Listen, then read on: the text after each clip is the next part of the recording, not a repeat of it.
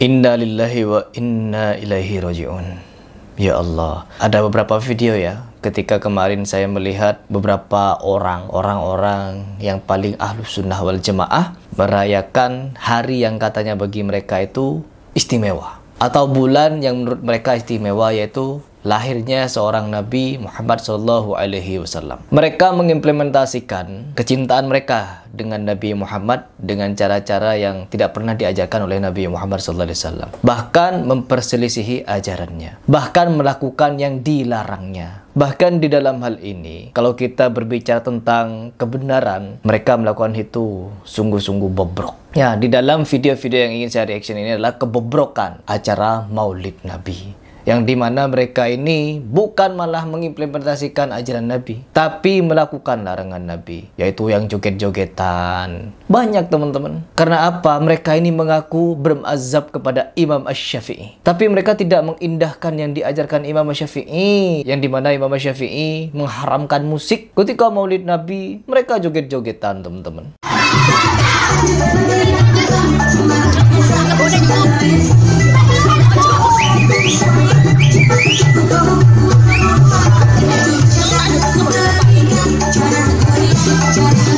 Joget mereka, ya Allah.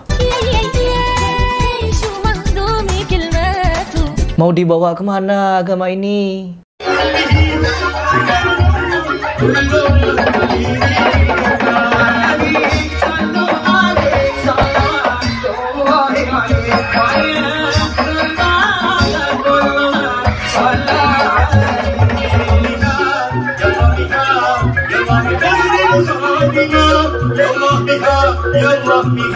Oh, nggak ngaji ini, celeng, berarti Wahabi mereka. Wahabi mereka. Mengaku si paling ahlus sunnah wal jamaah, tetapi kalian di dalam merayakan perayaan-perayaan yang tidak pernah dilakukan Nabi dengan cara-cara musikan, melanggar yang dilarang Imam Asy-Syafi'i. Sekarang kita berbicara tentang Maulid Nabi, yang dimana Maulid Nabi ini tidak pernah dirayakan oleh keempat imam mazhab. Imam Asy-Syafi'i tidak pernah maulidkan Nabi. Imam Asy-Syafi'i apabila tahu kalau Maulid ini merayakan ulang tahun, hari kelahiran, birthday, ya ulang tahun apa itu, bagaimana itu konsepnya, kalau memanglah itu baik dan benar, maka mungkin Imam Asy-Syafi'i juga melakukan itu.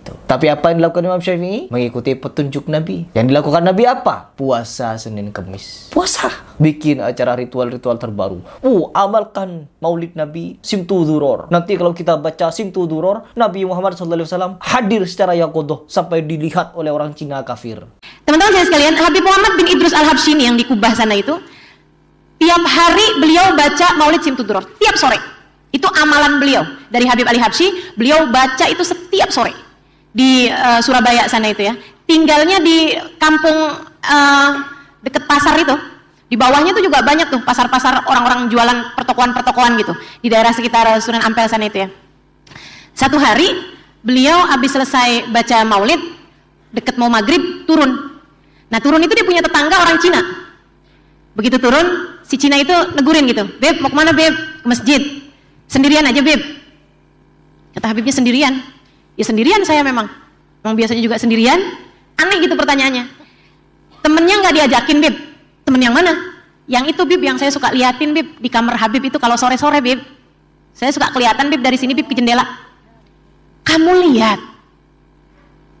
"Lihat Bib, tiap sore kan barengan sama Habib di situ." "Kamu lihat? Emang apa Bib?" "Itu Nabi Muhammad SAW. Itu Nabi Muhammad SAW. Nabi Muhammad hadir setiap saya baca kitab Maulid Simtu Dzuror." Habib Muhammad bin Idrus Al-Habsyi tahu itu. Selalu setiap baca sore kitab Maulid Simtu Dzuror itu dihadiri oleh Nabi Muhammad SAW dari awal sampai akhir. Cuman yang Habib Muhammad bin Idrus Al-Habsyi nggak tahu, bahkan tetangganya yang Cina bisa lihat. "Itu Nabi Muhammad Bib, ya ampun Bib, pantesan cakep kayak gitu ya Bib ya. Ya Allah Bib, saya sekarang mau masuk Islam Bib. Ayo Bib, masukin saya ke dalam Islam Bib." Sore itu juga dia masuk dalam agama Islam teman-teman. Insya Allah. Oh, nggak ngaji ini, celeng, berarti Wahabi mereka. Wahabi mereka. Wahabi kalian. Bagaimana sikap kita terhadap para ulama yang sering berbicara bertemu dengan Nabi dalam keadaan sadar? Kita bilang ya itu salah ya. Nabi tidak keluar dari kuburannya ya. Karena dalam hadis yang sahih, hadis mutawatir juga ya. Rasulullah SAW tentang hadis haud, tentang telaga Nabi. Waktu ada orang-orang mau mampir ke telaga Nabi, tiba-tiba diusir. Kata Nabi, "Haula'i usayhibi." Ya, nasan a'rifuhum, kata Nabi, ada orang-orang aku kenal mereka. Ya, tahu-tahu dihalangi dari apa namanya telaga. Maka dikatakan kepadaku, innaka la tadri ma ahdatsu ba'da, kau tidak tahu apa yang telah mereka lakukan setelah engkau meninggal. Ini dalil Nabi tidak pernah keluar-keluar. Kalau Nabi jalan-jalan setiap saat, bisa mampir fulan, ya, bisa hadir acara maulid misalnya, bahkan terkadang acara maulid 5 dalam waktu yang sama Nabi hadir 5-5-nya, ya. Kalau begitu caranya berarti Nabi tahu kondisi alam semesta atau tidak? Nabi tahu kondisi umatnya, Nabi tahu, Nabi harusnya memberi solusi. Kan banyak masalah sekarang ini. Harusnya Nabi datang kepada ulama kasih solusi. Terus Nabi muncul-muncul tidak kasih solusi juga.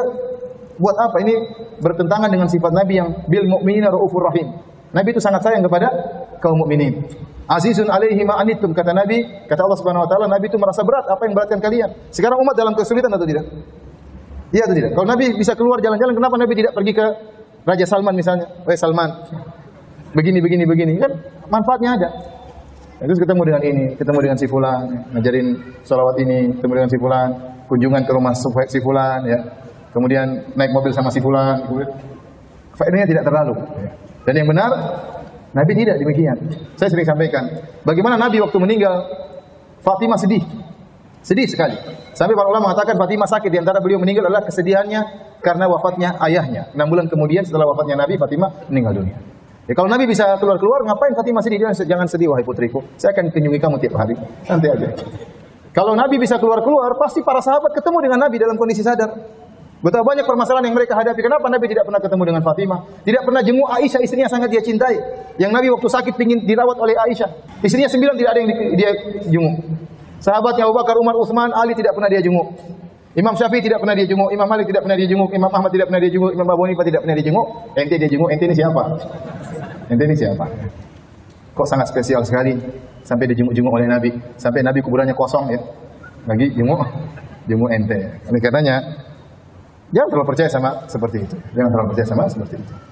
Sampai dalam suatu kajian saya lihat di YouTube, ada yang sengaja dia lagi ceramah, tiba-tiba dia matanya melotot seakan-akan Nabi sedang lewat.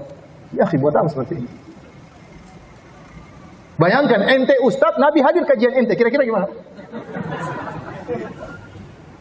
Gimana ya? Ya orang langsung secara terbentuk dalam pikiran mereka, ente ini penghuni surga. Kalau begitu cara itu tidak.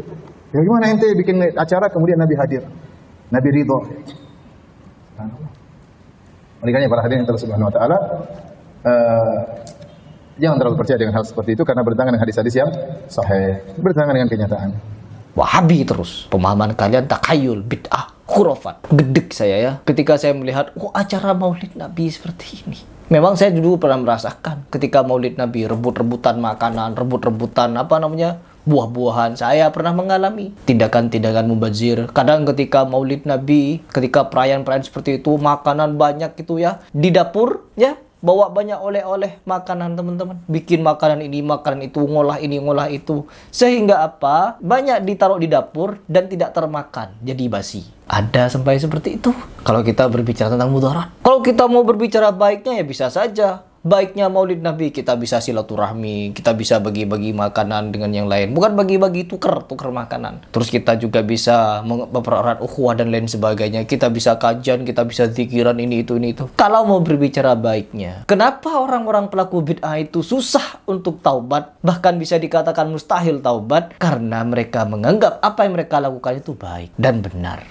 Why is bid'ah the next aim from the shaitan if he can't get the 100%, if he can't get 10 out of 10 and get you to leave the religion of Islam? Why bid'ah? Why bid'ah above anything and everything else? Why does he want you to get to do innovation? Because the shaitan knows how merciful Allah subhanahu wa ta'ala is. He knows how merciful Allah subhanahu wa ta'ala is. And if you want an example of this, look at the example of Fir'aun. When Fir'aun was on his deathbed drowning, what happened? Jibreel came and Jibreel was stuffing mud from the seabed into the mouth of Fir'aun out of a fear that Fir'aun would say La ilaha illallah and Allah would forgive him. And the shaitan wants you to do a sin that you will never ever ever ask forgiveness for. And if you look at bid'ah, the danger in innovation, the danger in bid'ah is what? The danger in bid'ah is that you think you are doing a really good thing, and so you're never going to say, "Oh Allah, forgive me." Yang penting baik, yang penting baik. Enak kalau begitu. Agama yang penting baik. Tidak perlu beragama. Orang ateis pun tahu mana yang baik, mana yang buruk. Orang ateis nih. Masa kita orang beragama, kita orang Islam yang katanya ikut Quran hadis, tapi kalian malah ikut hadis yang dhaif, bahkan lebih parahnya ikut yang maudhu. Kita ini merayakan Maulid Nabi karena Abu Lahab, meskipun dia musuh Islam, dia mendapatkan kenikmatan di surga. Karena apa? Gembira dengan lahirnya Nabi Muhammad katanya. Sehingga setiap hari Senin gitu ya, apa namanya? Minum minuman surga di neraka. Sontoloyo. Emang di neraka ada hari-hari. Hari Senin upacara bendera, hari Selasa pelajaran agama, hari Rabu belajar bahasa Inggris, hari Kamis belajar ini, Jumat ada Jumatan di neraka, hari Sabtu ini, hari Ahad ini. Emang ada di neraka begituan? Apakah ada matahari di neraka? Iya, matahari terbit, terbenam, di pagi hari disiksa kepala, siang disiksa dada, sore disiksa perut, malam disiksa kaki. Ada siang hari, malam hari di neraka. Kok bisa tahu hari-hari Senin dan lain sebagainya? Dan sekarang coba kita, sebelum saya ngalur ngidul ini ya, kita ini simak ada satu video yang sangat menyayat hati. Mereka ini mengaku cinta kepada Nabi, merayakan hari kelahiran Nabi dengan cara yang mungkar. Bukan cuma mungkar, bobrok. Coba kita simak. Apa-apaan ini? Ya Allah, acara Maulid Nabi melakukan kegiatan bodoh seperti ini. Na'udzubillah.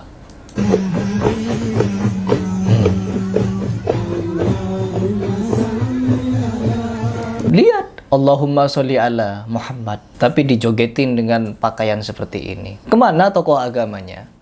Minimal Ustadz Gus yang memberikan nasihat kepada orang-orang seperti ini. Tapi kenapa tidak ada sama sekali? Tidak ada nasihat divideokan. Mau dibawa kemana agama ini? Allahu Akbar. Tuh, ini apa ini? Ini apa-apaan ini? Na'udzubillah.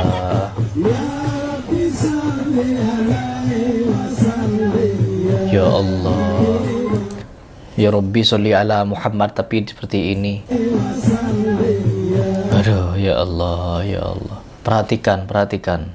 Na'udzubillah. Ini yang paling saya buat miris. Kesontoloyoan apa ini? Ya, laki-laki dilarang menyerupai wanita. Oh enggak, mereka menyerupai. Cinta, ini bentuk cinta kepada Nabi Muhammad. Ajaran apa ini? Ajaran siapa? Pelaku Maulid Nabi ini ajaran siapa? Ya Allah. Ya Allah, ya Allah. Ini laki-laki semua, ini 3 orang ini sepertinya. Pakai baju wanita. Udah tua lagi. Sudah tua mereka, teman-teman. Ya Allah, ya Allah. Apa tidak ada nasihat dari tokoh agama sekitar? Ya. Na'udzubillah. Ini Nabi salam alaika dengan cara seperti ini. Salam apa ini namanya? Kebobrokan apa yang ingin kalian lakukan?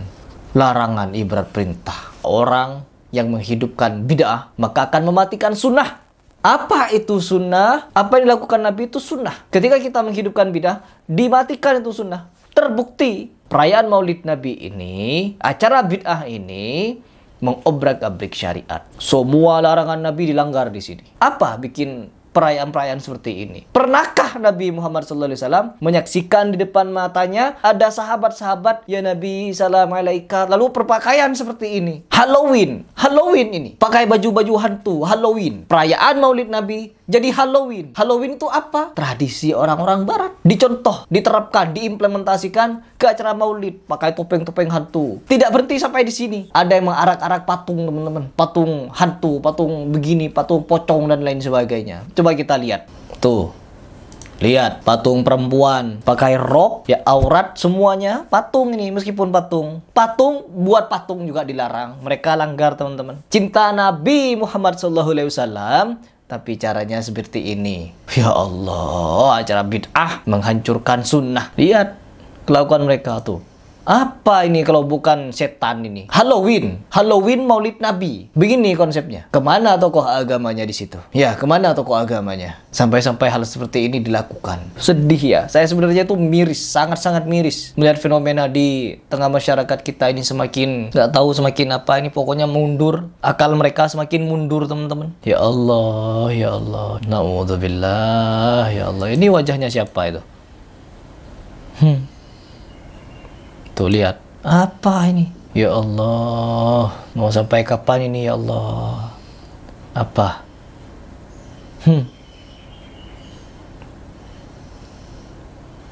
Apa-apaan ini ya Allah? Astagfirullah. Apa ini patung apa sudah? Bagong-bagong yang gitu-gitu, Petruk, Semar, ya, yang begituan itu. Miris ya. Miris. Dan ini bukan satu-satunya. Kalau saya bahas di satu video, wah kepanjangan. Jadi biarkan kalian tahu ya, kebobrokan acara Maulid Nabi yang seperti ini, agar kalian mikir, bid'ah mematikan sunnah. Kalau kita menghidupkan sunnah, maka bid'ah yang mati. Pikir baik-baik. Ya.